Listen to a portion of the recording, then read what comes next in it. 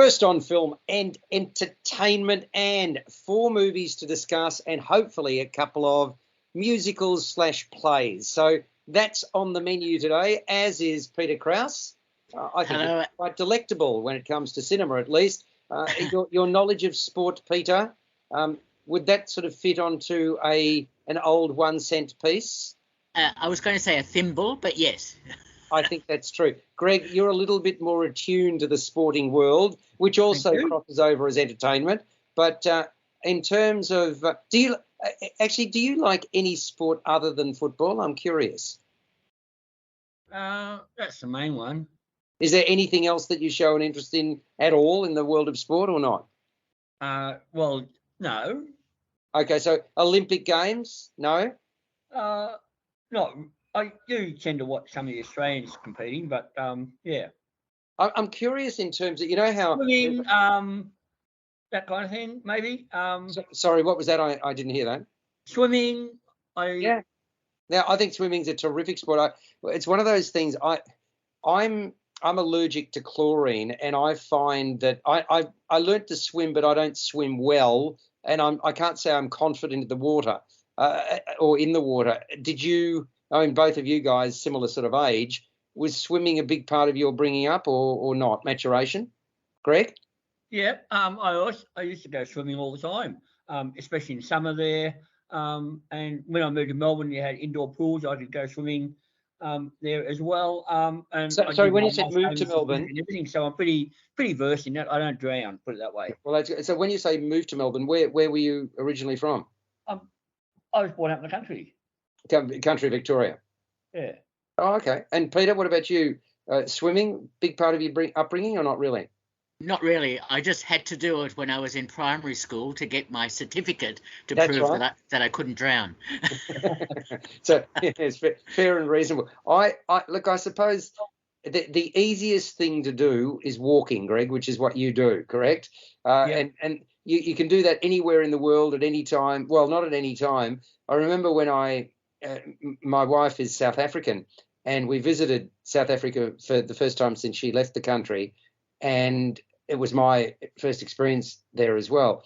And we were warned that you don't want to go out after dark, which was quite sobering, to be quite honest. And when we landed Johannesburg, there's a barbed wire everywhere, which was quite confronting, I've got to say. And, you know, obviously she came to Australia with a family to escape apartheid. And it was interesting how the whole country has changed, and changed since, of course, as well. But I suppose the difficulty is, I mean, I remember even walking. Do you remember the first match, even if you don't follow cricket, Greg? There was a big to do because David Warner, who's our opening batsman, was playing, I think it was either a T20 or a 50 over game. And I walked back next to the shrine, and this was around about 10 o'clock at night. Now, if you know that part of the world, both of you, and I was confronted by 2 or 3 people, one of whom had a knife. So that was kind of a bad experience, which was not far from the CBD. And the CBD itself can be a bit seedy, Greg, which is where you live, can't it? It can be. But living here, having lived here long enough, I know where to avoid and what times to avoid, and, you know, pretty safe where I go. I just wonder, I mean, Peter, you've got a friend of yours as well who often comes to cinema, and she sort of wanders home at night, and I'm not trying to be sexist here, but I mean, obviously a person on their own walking home late at night, you know, my wife and I were rather concerned, shall we say. I don't know whether that's something that crosses your mind. It does, but she seems very comfortable. She knows She does. How to navigate. By the way, you mentioned South Africa. Did you know the South African Film Festival is on right now at the Classic Cinema? No, I didn't. And the interesting thing is, why were they not why did we not hear more about it? The promotion of it hasn't been strong. That's a good point. It's all done internally by the Classic and by the people who run it. So they always contact me, and I went to the opening night on Thursday. Which was a documentary on Lady Smith Mombasa, I think it's called. Right. Anyway, so there's about 20 films both in cinema and online over this fresh month. ones, Peter. I mean, many things that are sort of narrative based, not documentaries, and that are sort of original works. There are a number of recent films, documentaries, of course, but also some feature films, including one I've seen, The Fragile King, about a grandson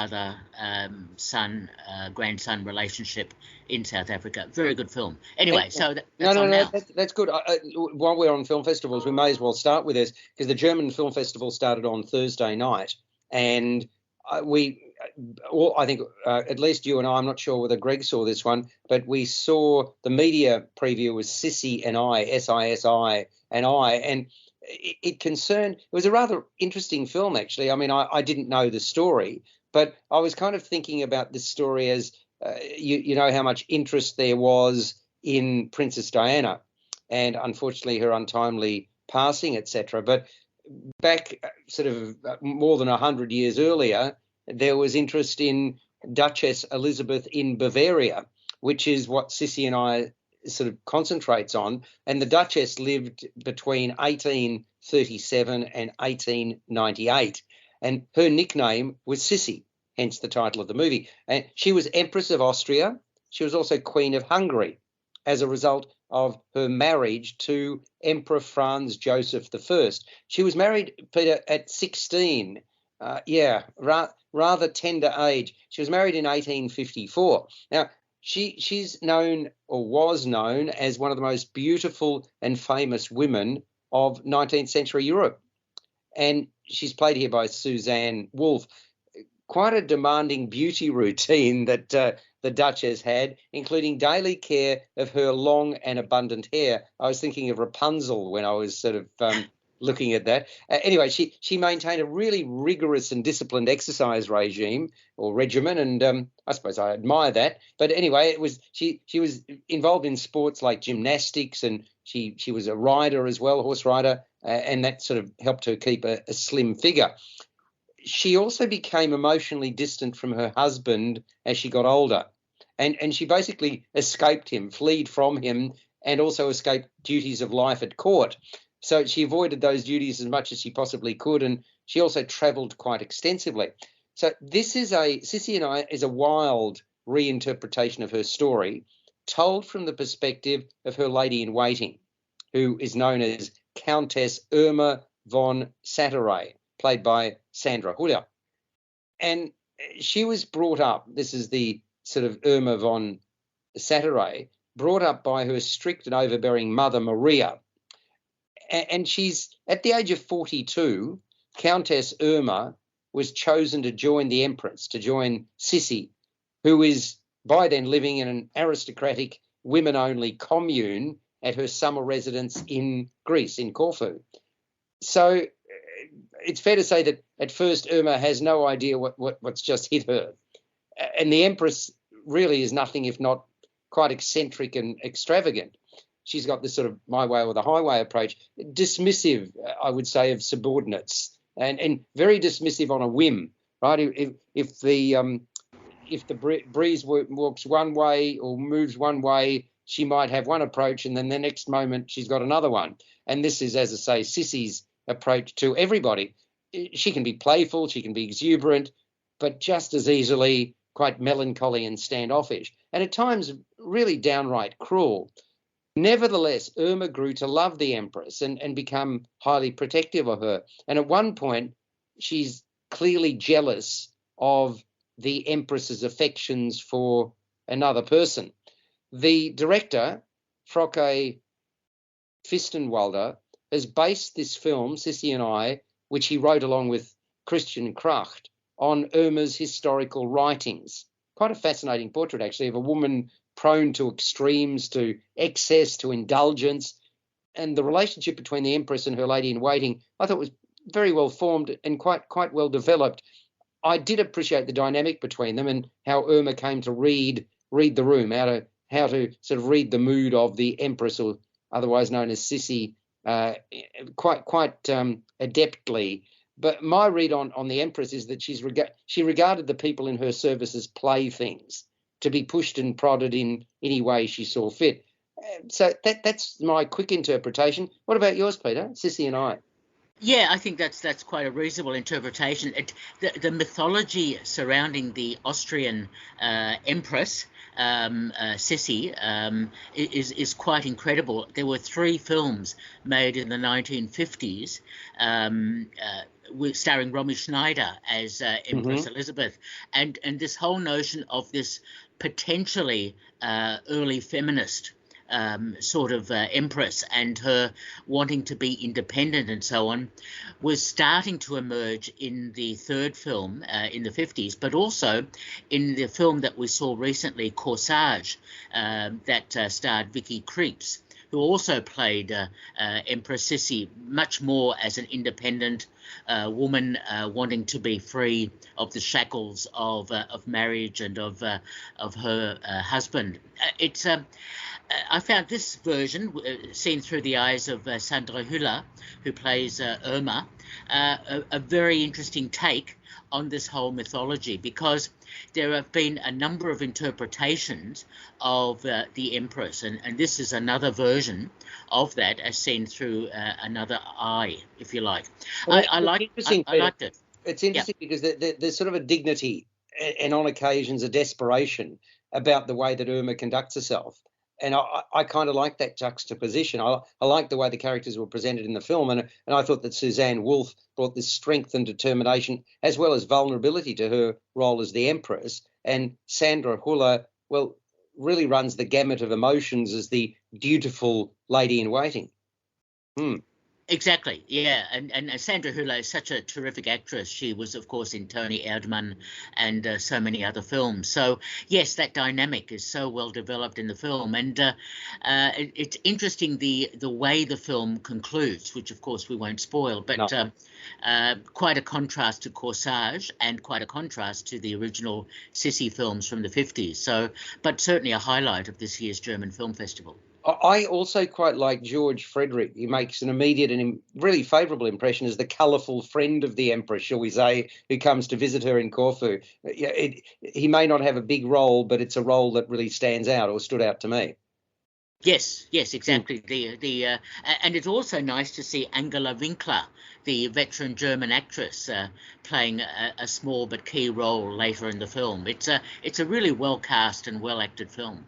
It's fascinating because what you've got is a situation where everybody's constantly on edge trying to meet the Empress's demands. They're running and scurrying is probably the word, scurrying this way and that. These demands and expectations that seem to be quite outrageous at times. I've got to say, I thought it was a bit indulgent, Peter. 2 hours, 12 minutes, really. I mean, it sort of look. It opens the door on a cultured but clearly troubled woman who back in the day appeared as intriguing, as I said, as Lady Diana was, but did it really need to be 2 hours, 12 minutes?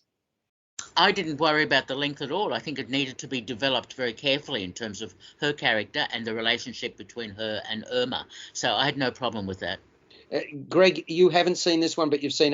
No, I've seen this one. I'm sorry, I wasn't ignoring you, but I wasn't sure. So I wasn't sure either whether you were ignoring me. I'm just being ignored. But so what did you think of Sissy and I? Look, I saw Corsage recently as well, and this film shares a few similarities with it, but I thought this film paled in comparison. It lacked the bolder vision and style of Marie Kreutzer there. This one I thought was a bit episodic in nature as well over the two and a bit hours there. But it's got that modern sensibility here, which Peter alluded to as well. Elizabeth is shown as a radical woman with a modern sensibility, but she's also shown as a flawed person, vain and capricious. But I thought Sandra Hüller did a good job of conveying this complex character there. It's beautifully shot. It's got great costumes and production design there, and some evocative image from the cinematographer there. But I thought it lacked any real depth or insight into the characters. As I said, a little bit episodic in nature. And I found over 2 hours, it was a little bit uneven and dragged at times there. Two strong central performances there. Obviously, Wolf had a lot of fun playing her. Sissy, yeah, you could tell you. And that's to her credit. That's to her credit, the way that there was a sort of almost lilt in her step at times, and I thought that worked very well. Yeah. But what would you give it out of 10, Greg? Probably 5. Really? a bare pass. Okay, Sissy and I think, Peter, you and I are going to do better than that. What have you given it? I should mention Corsage was set during her 40th birthday and that time period, whereas Sissy and I is much more developed over a longer period. But anyway, I really liked it. I think the characters were well developed and well acted. 8 out of 10 from me. Wow. Okay, yeah, I'm giving it a 7. So, I thought it was a worthy film. It's not going to be everybody's cup of tea, but it's and the German Film Festival has got some. Greg, you've seen others, and Peter, have you seen others already within the festival? Not yet. I wasn't invited to opening night. I've seen I saw the opening night film, 1,000 Lies. And now, don't tell us. I want to see that, so we'll perhaps discuss it later. Is it a worthwhile film? Is what I'll ask you about it. Yeah, it's an interesting idea, tapping into all that stuff about ethics of journalism and everything. And it I reminded like me a little bit of that 2003 drama Shattered Glass that starred Hayden Christensen as a journalist who fabricated his stories. So yeah, interesting story. Doesn't quite hang together completely, but yeah, it's an interesting story and sort of very timely and relevant. What just give us a score out of 10? What would you have given it? I'd probably give it 6.5 to 7. Okay, all right, so it's a decent sort of film.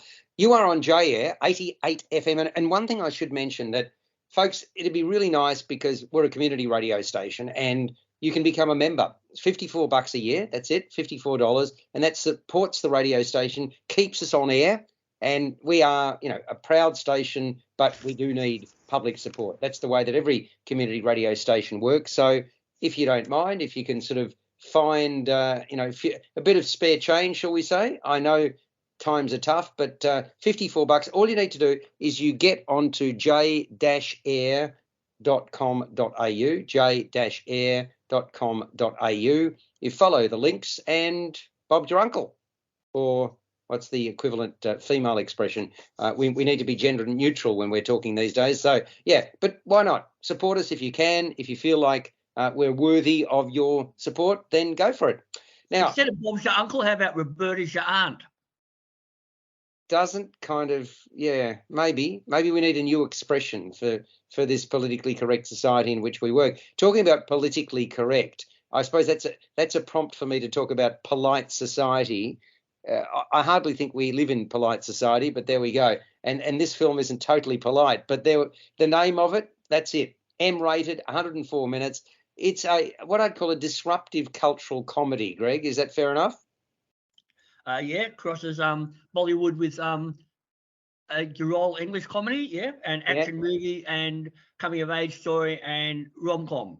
And yeah, it's got a lot thrown into the mix. It's a sort of, it's basically, I reckon it's kind of a sought after genre, because you go back to My Big Fat Greek Wedding and movies like that have done particularly well. I reckon this is going to go well at the cinemas, and it deserves to. It's a worthy entrant into that sort of subgenre. But the writer and director, by the way, has a television background. Her name is Nida Manzoor, and I reckon she's crafted a kick-butt actioner with attitude in what is her feature film debut. So I'll be watching her career with a great deal of interest. It's set in London, around the Pakistani community, and you've got a character called Ria, played by Priya Kansara, senior high school student, obsessed with martial arts. There you go, Greg. There's another sport you could get involved with. And she dreams of becoming a stunt woman, Ria. At every opportunity, she prevails upon her older sister, Lena, played by Ritu Arya, to help facilitate her training, her martial arts training. And she live streams her moves to social media. Now, there is one particular move that she cannot get right. Try as she does, time and time again.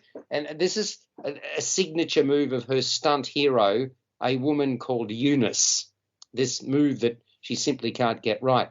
At school, Ria is, she's in pretty tight with a couple of best friends, Clara, played by Safina Bay, and Alba, Ella Brucaleri. So they're the two best mates, and she's also regularly targeted for bullying by Kovac, played by Shona Babayemi. Meanwhile, the sister, Lena, the older sister, is going through a bit of a rough patch, quite frankly. She's dropped out of art school and she's doing nothing. All ambition appears to have deserted her. The family's from working class stock. Unexpectedly then, the girls and their parents, Fatima, played by Shobu Kapoor, and Raf, Jeff Mirza, are invited to a high society event. This happens because basically the mother is in a bit of a women's group, shall we say, and they go out for sort of lunches, and yeah, the invite comes along. And the overtures come from Fatima's smarmy, I should say, affluent friend called Rahila, played by Nimra Buka. Rahila has a handsome and talented son called Salim, played by Akshay Khanna. He's a doctor who really can seemingly have any woman he wants. But he targets Lena, quickly turns her head. Problem is that the younger sister Ria doesn't buy it, especially not when it results in preparations for what becomes an arranged marriage. And in Lena's best interest, in the interests of her older sister, even though she encounters fierce opposition, Ria will do anything and everything to sabotage the union. That's what it's all about. I found it heaps of fun. You and I, Peter, saw it at the opening of the what film festival? Fantastic Film Festival. Exactly. Good name for a film festival. The alliteration works too. And mind you, we did see a short called Gnomes, which I can never get out of my head. If you ever get a chance to, you are never going to see Gnomes in the same light if you ever get to see the short. Is that correct, Peter? It is a wonderful film. Oh my God! Nothing like ingesting some gnomes. I think you've got to take a Bex and a lie down if you see Gnomes. And when you say it's a wonderful film, my wife was ready to run, kicking and screaming from the cinema. But there we go. It is quite something. Anyway, we're not on about gnomes. We're on about polite society. Heaps of fun, and as I said, no doubt it's going to resonate with an appreciative audience. And I got to say, Greg, Priya Kansara, what a find in the lead role. Fierce and funny, and those expressions of hers, those big round eyes, I give her extra gravitas. Did you like her? Yeah, and I thought she acquitted herself well in a very physical role as well. Very good, well, in the role there. But this is a sort of unique film, it stands out when you've got lots of remakes, reboots, sequels, and superhero movies in the cinema. So it's nice to come across something at least a little bit different and original there. But it's a lot of fun, as you said, Alex. I liked Ria's two sidekicks at school. I thought they were a bit funny, especially in the element, those scenes where they're trying to find the dirt on Salim there. And I liked the mother, the manipulative mother there. She was great. Nimra Busha, I thought she was really good there. And she relishes the role, and she chews the scenery at every opportunity as the malevolent matriarch there. Really well done. I thought there was some great fight choreography here as well. Spectacular costumes. The music was good. It looked really good, and it carries a strong feminist message as well, dealing with themes of family, sisterhood, culture, tradition. I like this a lot. I also like Rita Aria. She has a moment as this older sister. She goes from deadbeat to deluded, doesn't she, really? She does, yeah. As it's the centre of the film, though, I thought. Oh, yeah. I mean, look, I really also liked the sort of the characterization, not only of the you've got a lot of really strong characters. You've already mentioned Nimra Buka, but I also liked Shobu Kapoor as the mother of the two girls. I thought she just sort of, she has something about her characterization. She plays it straight but comedically, and it works. It really works very, very well, doesn't it? Yeah, and I like Jeff Mirza as the father too. It's a familiar role to him because he played the father in Blinded by the Light as well. So it's a familiar role for him, but I thought he brought a lot to the role as well. Yeah, that was great. And look, the many standout features in this. As far as I'm concerned, you've already mentioned the sort of villainous cartoon-like persona of Nimra Buka. I thought the production design, Simon Walker's production design, was very strong, and Ashley Connor's cinematography was worth a mention. Really quite a lot of wonderful, colourful scenes shot around the imminent wedding that takes place, and that's where the best of Bollywood sort of comes to mind. And I just thought the costume design by P.C. Williams and the music from Tom Howe and Shez Manzoor, they also hit the mark. What did you think of it, Peter? I really enjoyed it as a cultural satire, especially revealing a lot about Pakistani culture, and also as a very strong feminist-oriented film, including from the director and writer and lead actors and so on. I think it worked extremely well. I loved the idea that the younger woman wanted to be a stunt woman and was rehearsing and trying to be that, and noticing that there were some occasions when there was a crouching tiger, hidden dragon situation where they were flying through the air with the martial arts kicks and all that sort of thing.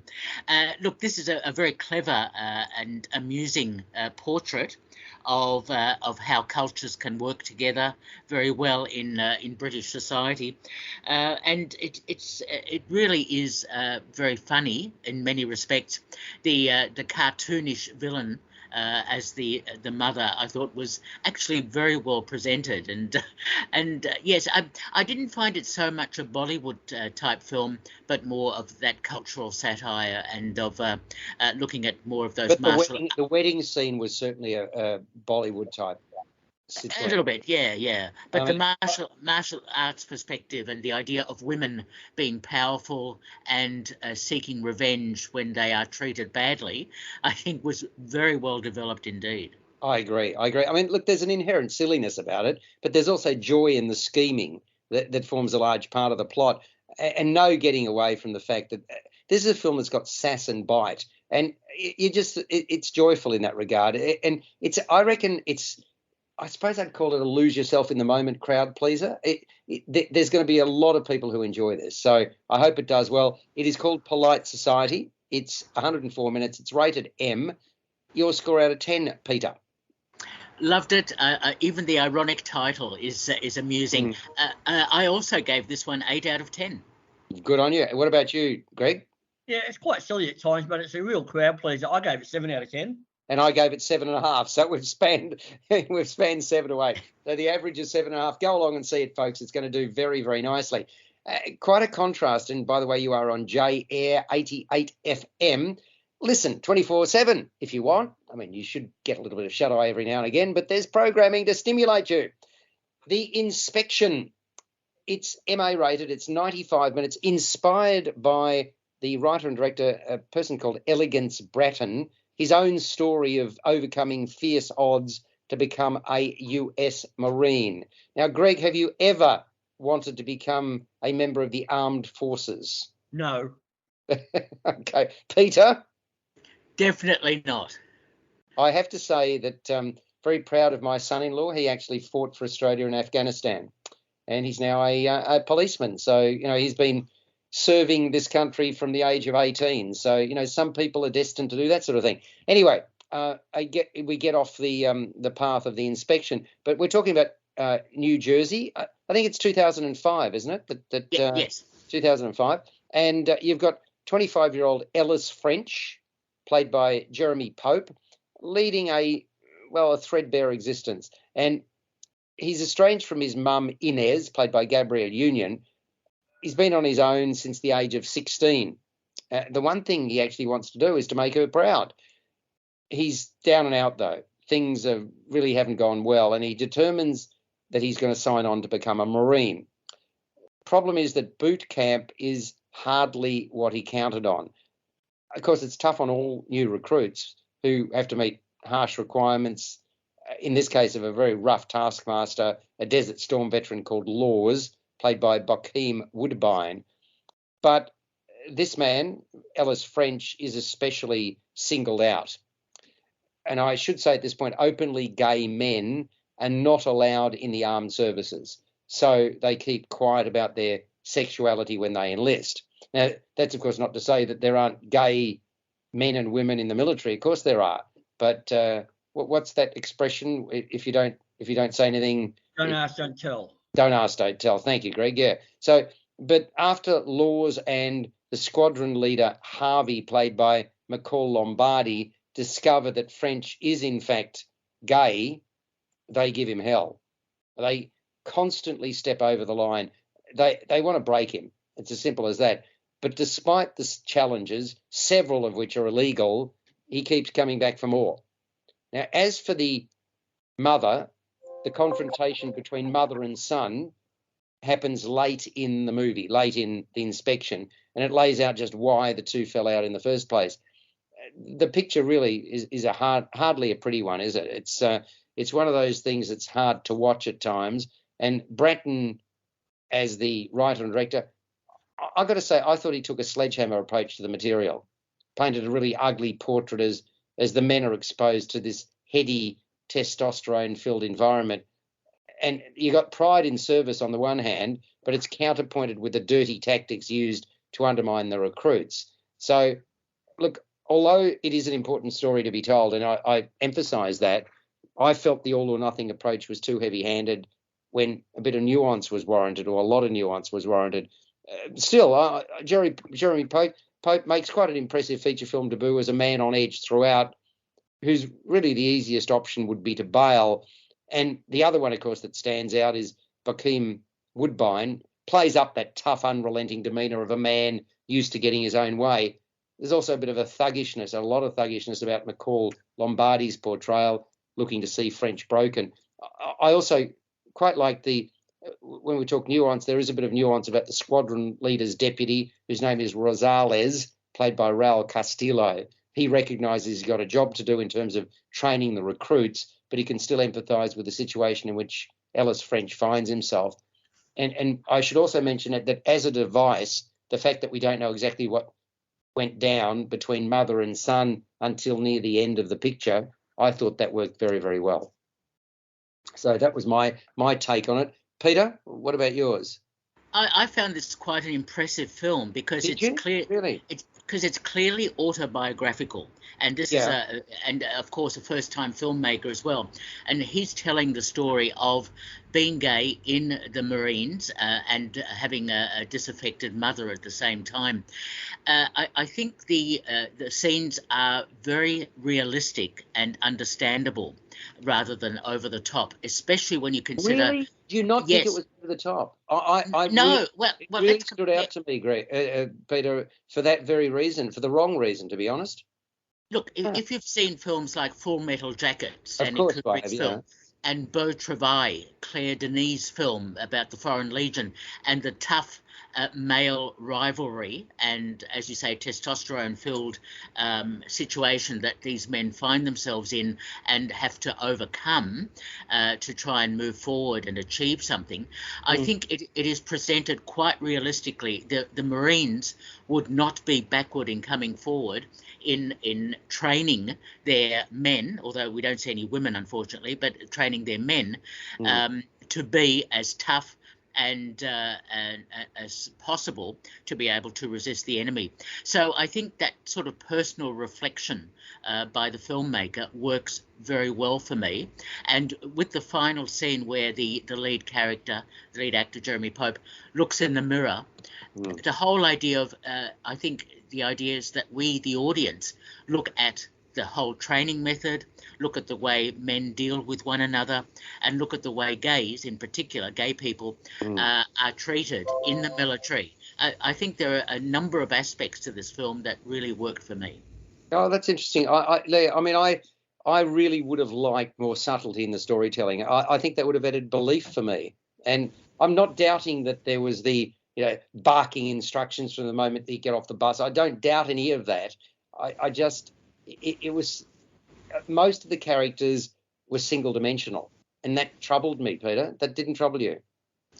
I didn't find so much that single dimensional. I think they were on the surface, and early on they seemed to be like that, but there were some characters that developed and changed over that time period. So no, it didn't bother me at all.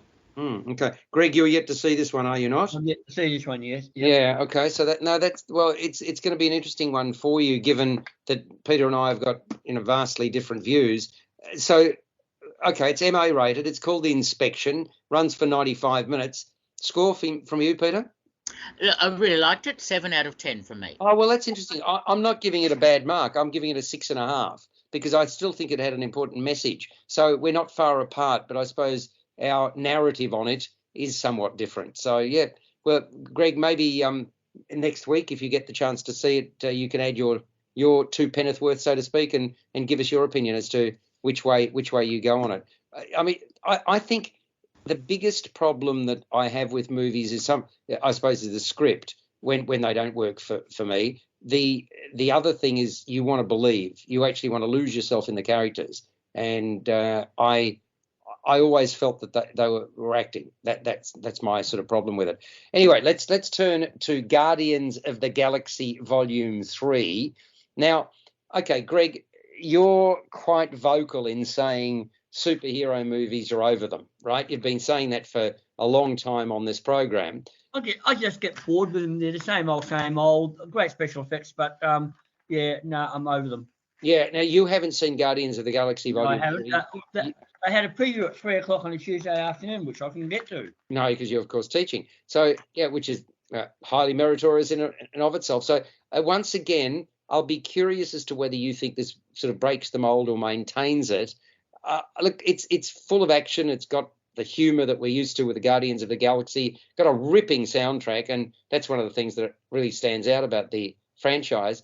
And it's really what I liked about this. It's got a great heartfelt backstory. So it's quite an appealing package. It's the third film in the trilogy.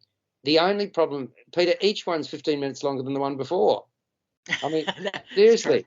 I looked at it. I think 2 hours 1, 2 hours 15, and 2 hours 30. I mean, really? Now, the fan favourites return. They're pitted against a megalomaniacal arch-villain who's searching for perfection at any cost. There's nothing terribly original about that, though, but there we go. That's what the plot line is. And at the start of the movie, the Guardians of the Galaxy are adjusting to life on Nowhere. And Peter Quill, Chris Pratt, he's struggling to deal with the loss of his beloved Gamora, Zoe Saldana's character, and he's constantly drunk.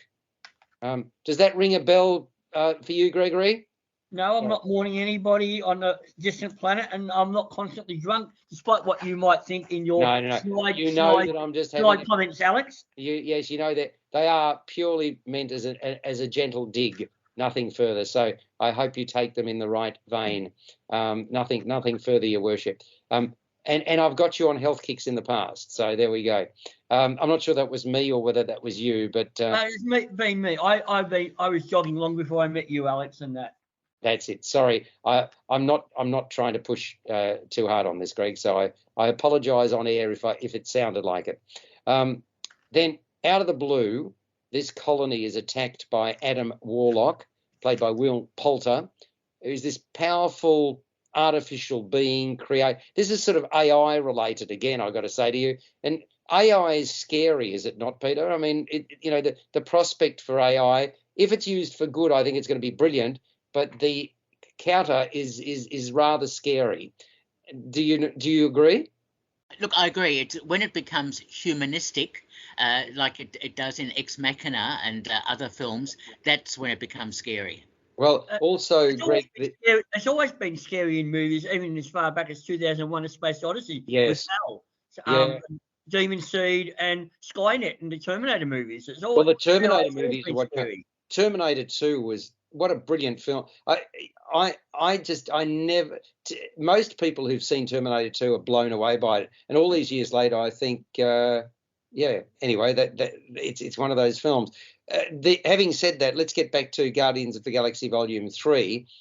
So you've got the colony being attacked by Adam Warlock, and the whole idea is that they're out to destroy the Guardians. And this guy wreaks havoc, almost claims the life of Rocket, because this film is all about Rocket, voiced by Brad Cooper.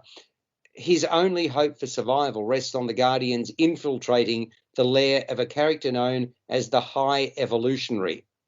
And I'm going to mispronounce his name, so I apologise. Chukwudi Iwuji. That's the best I can do. Chukwudi Iwuji plays the High Evolutionary. He's a sociopath, Peter, isn't he? Looking to create a perfect race of highly evolved and intelligent beings, in a nutshell. And his grotesque experiments, because he experiments very, very liberally, expose Rocket's heart-wrenching backstory. So at the same time, an old flame steps back into Quill's life, but she no longer recognises him. She seems quite cold and distant, quite calculating as well. Internally, because you got the future of the galaxy at stake, the Guardians continue to snipe amongst themselves. I mean, that's been a constant through the 3 chapters, shall we say. Nebula, played by Karen Gillan, Gamora's adoptive sister, is hard-nosed and anything but sentimental. Mantis, Pom Clementieff, who's Quill's half-sister, is adept at using her empathetic powers to try to strike an accord. And you got to say a high intelligent quotient isn't high on Drax the Destroyer, Dave Bautista's agenda. He just wants to use his muscle, but he's always fiercely loyal to Peter Quill. Then you've got Groot, the Vin Diesel persona, who is always ready to, shall we say, branch out. Greg, can I use a dad joke? When trouble looms. So you can use it. I haven't got a copyright on it. James Gunn, well, he's at the head of the franchise. He's been doing it. When did it start? Quite more than a decade ago, and again proves that he's good at doing this sort of stuff. Several compelling features, and at the core of the story, of course, is a dysfunctional but loving family, the Guardians themselves. So, Peter, did it rock your socks or not? Guardians of the Galaxy Volume 3. No, I kept my socks on, but okay. I didn't mind it. I thought it was a nice way to conclude, with a question mark next to it, the Guardians of the Galaxy franchise. I liked the first one, which had that sort of tongue-in-cheek quality to it, and I am Groot almost every 10 minutes, and we get that in this third version as well. Groot speaks a lot, doesn't he? He does. His vocabulary needs to be expanded a little bit. Perhaps he needs to branch out a bit. But anyway, I quite liked it because it had that nice melancholy backstory for Rocket, and I liked the way the characters interacted, occasionally with some amusing lines here and there. And it was amusing also to see Sylvester Stallone in the film. I thought, wow, what's he doing in there? Not a lot, but he was there. Yes, that's true. And I, even though I'm not a huge fan of these superhero type films, I thought the Guardians of the Galaxy franchise does work reasonably well. I should also point out at the session I went to see a few days ago, there's a end credit sequence, which a lot of people had already walked out of. But, yes. And they would have missed that. I mean, there were very few people left in the cinema. In fact, we've got to say, Peter, that there's 2 elements here. There's while the credits are rolling and then after the credits. So exactly, yes. Yeah. But people who see these films should know that by now. It's sort of You think so? Yeah. Yep. I would have thought so too, Greg. I reckon. Well, how many people would have been left in the cinema? Maybe 20. Yeah, about that. Certainly by the time the end credits concluded and that final scene came up, which is amusing in itself. Look, overall, I quite liked the film. I like the Rocket character. I think was so beautifully developed. I think that was a highlight of the film. Yeah, I agree. I thought, I mean, it was quite emotional, which is great. I mean, that's what you really want. The vulnerabilities of many of the key characters are also exposed, aren't they, Peter? And that works well. I thought the key players are strong. Each installment, as I mentioned, did not need to be longer than the one before it. And I've got to say, at 2.5 hours, it did feel a bit strung out. The music choices, though, aren't they masterful? They do that so darn well, Pete, don't they? Absolutely. The music is terrific, and the way they feed off the scenes that they are based on, it works extremely well. And I must admit, the CGI was absolutely incredible, yes. Especially the multitude of animals and other characters that were emerging in the film. Yeah, look, the numbers had me up and about, and the humour, well, for the most part, it's quite corny, let's be honest, but very much in keeping with what we've come to expect from the Guardians. It's a pair of safe hands, that's how I describe it. There's another element here which I think is interesting. If you haven't seen the other 2, the question is, can you go along and see this and enjoy it? Absolutely. You can pick up the threads. Of course, it would help if you know the characters, but I reckon you could. What do you think, Peter? I agree. You can easily pick up the story without having seen the other 2 episodes.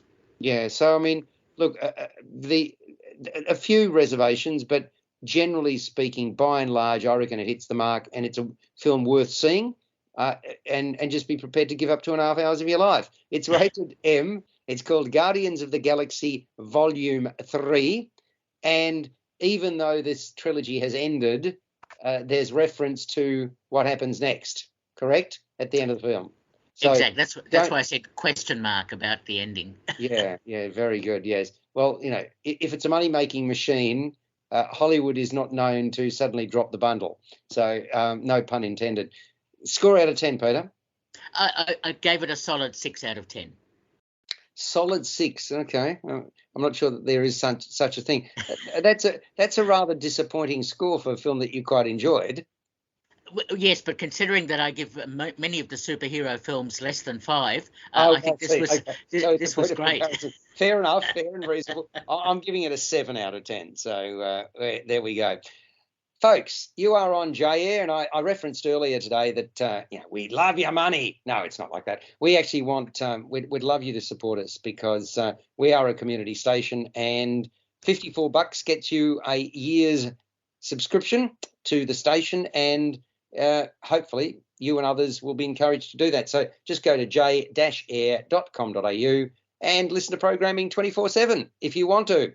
Now, I want to talk a little bit about a couple of plays/musicals. One of them is actually, it's going from Melbourne to Sydney, and then they're doing a reading in New York. So it's nice to have an Australian production where, it's going to go beyond our shores. It's called Driftwood the Musical. It's on at Chapel off Chapel, which is, well, a really favourite venue of mine, as you know, Greg, at in Paran there. You've gone a few times, haven't you? To I Chapel? have been a few times, yes. Yeah, I really, there's something nice about a beautiful church that's been turned into a venue for the people. I mean, there's something fitting about that, isn't there? So for you, theatre is a religious experience anyway, Alex. Quite right. It's interesting, Greg, because I suppose the hard part is there's not enough hours in the day. I think all of us find that because, Peter, you go to more movies than anybody on the planet.